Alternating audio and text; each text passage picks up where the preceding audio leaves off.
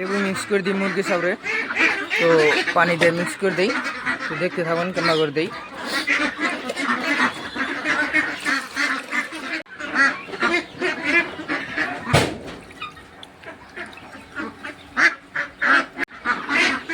দেখুন কীভাবে খাইতেছে।